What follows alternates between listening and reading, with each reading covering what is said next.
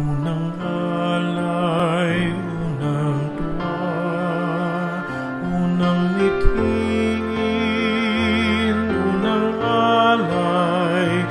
Magandang araw! Sa araw na ito, inaalala natin ang mga magsasaka, mangingisda at mga katutubo sa patuloy na pagharap nila sa kawalan ng suporta, pag-agaw ng lupa at dagat, at paglimot ng lipunan sa kanilang mahalagang papel sa buhay ng bayan.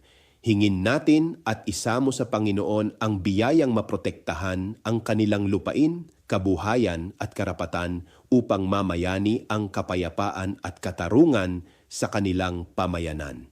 Dinggin nawa ng ating Panginoon ang ating panalangin. Amen.